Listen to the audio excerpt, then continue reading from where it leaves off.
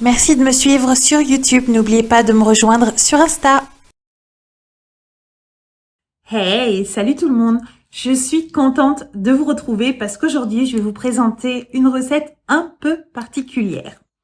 Donc, pour ceux qui ne le savent pas encore, je suis non seulement amatrice de pâtisserie, mais je suis également diététicienne diplômée. Ça faisait un certain temps que j'avais envie de réaliser une recette qui relie un petit peu ces deux choses-là, à la fois la partie diététique et à la fois la partie justement pâtisserie. Donc j'avais envie de réaliser un dessert, un gâteau qui soit adapté à différentes intolérances alimentaires, donc intolérance au gluten, au lactose et œufs. Je me suis dit bon, pendant que j'y suis, je vais réaliser donc un gâteau vegan et sans gluten. Donc je tenais à vous préciser qu'à titre personnel, je n'ai pas spécialement d'attache au véganisme.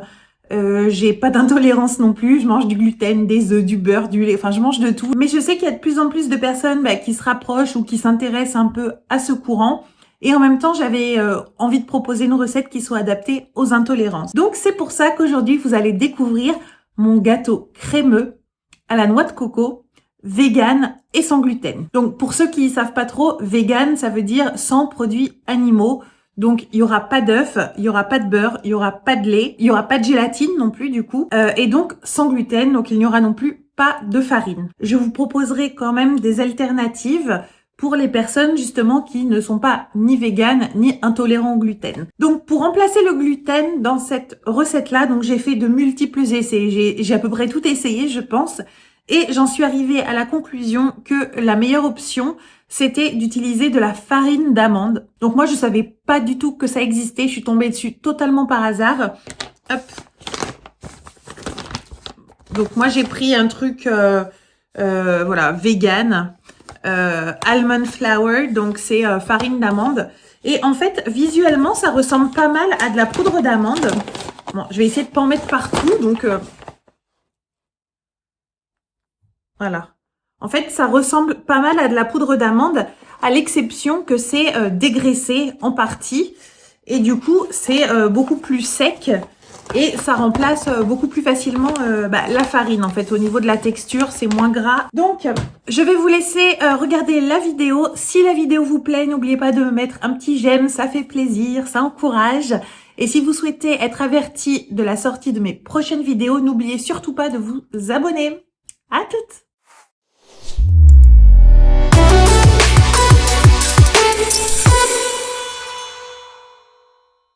Donc pour la base sans gluten, j'ai pris 150 g de farine d'amande, une pincée de sel, 20 g de sucre de canne, j'ai pris du bio, et 60 g d'huile neutre. Attention, ne prenez pas d'huile de coco, c'est rempli de graisse saturée, c'est une des seules huiles végétales déconseillées. Je vous ai montré tout à l'heure la farine d'amande. Donc on va commencer par verser cette farine d'amande, donc vous voyez qu'elle est un peu dégraissée dans la cuve du robot. Je vais ajouter du sel. N'hésitez pas à y aller généreusement, c'est bon quand il y a un petit arrière-goût salé, ça tranche avec le sucré. J'ai ajouté le sucre de canne et l'huile neutre. Donc encore une fois, ne prenez pas d'huile de coco, c'est vraiment pas bon à la santé. Même si on est tenté de le faire par rapport au fait que c'est un gâteau à la coco. Donc là, je vais sabler ma pâte au robot avec la feuille. Donc on voit bien que la texture se tient mieux, mais qu'elle reste assez friable. Et maintenant, je vais tasser le tout au fond de mon cercle. Donc j'ai réglé sur 20 cm le mien. Donc moi, j'aime pas tellement toucher ces pâtes grasses, imbibées d'huile. Donc c'est juste affreux pour moi. C'est pour ça que j'y vais vraiment du bout des doigts. Et je vais dégainer ma louche juste après m'être lavé les mains. Donc là, je vais sortir ma louche et je vais m'aider de ce fond arrondi pour du coup réussir à bien tasser au fond. Pour l'option avec gluten, vous pouvez également émietter du petit beurre. On tasse bien les bords aussi pour que la préparation crémeuse qu'on va verser par-dessus ne coule pas.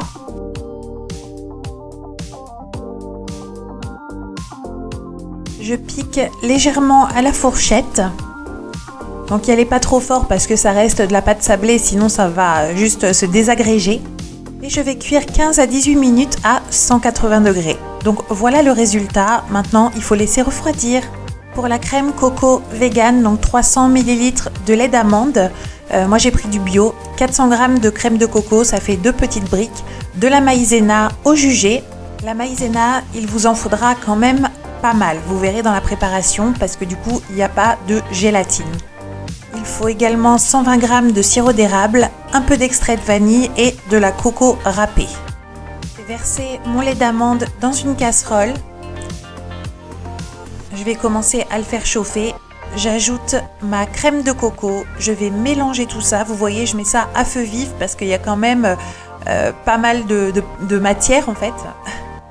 J'ajoute de l'extrait de vanille, un tout petit peu.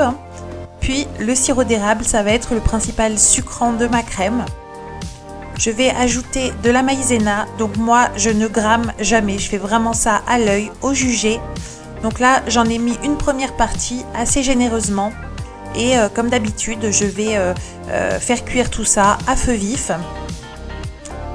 Vous voyez que la préparation a déjà pas mal épaissi, mais il faudra vraiment beaucoup de maïzena dans la mesure où il n'y a pas d'autres gélifiants. Je vous avais dit que je vous donnerais des options. Donc en option vegan, vous pouvez également utiliser d'autres gélifiants, par exemple de la pectine ou encore de l'agar-agar, mais bon, ça s'utilise pas exactement pareil que la maïzena.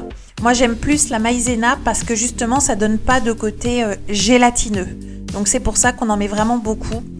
Et donc moi, je fais ça à l'œil. La préparation, en fait, doit faire de grosses bulles, comme une préparation de la méchante sorcière. Donc là, on les voit bien à l'image. Une fois que votre préparation fait de grosses bulles, vous pouvez considérer que c'est bon.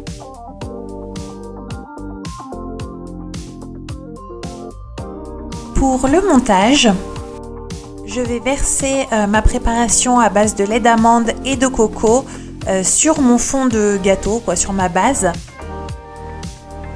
La base doit avoir bien refroidi pour que la préparation prenne mieux et plus vite. Je vais lisser grossièrement. Je vais saupoudrer de noix de coco râpée. Je vous ai pas donné de grammage parce que vous voyez, moi je prends des pleines poignées et puis, en gros j'ai pris un sachet et je saupoudre vraiment au jugé.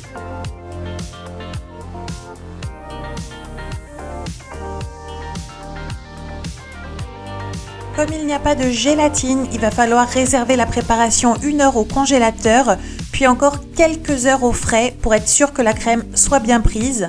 Verdict au démoulage. Alors il faut vraiment pas être pressé parce que sinon votre crème elle sera pas bien prise et tout va s'effondrer, donc soyez vraiment vigilants. Je vais mettre un petit peu de sirop d'érable sur mon gâteau. Donc pour ça, je prends ma seringue à décorer et je n'ai pas mis l'embout. Donc petite technique pour éviter que ça ne déborde, vous mettez votre doigt pour boucher la seringue.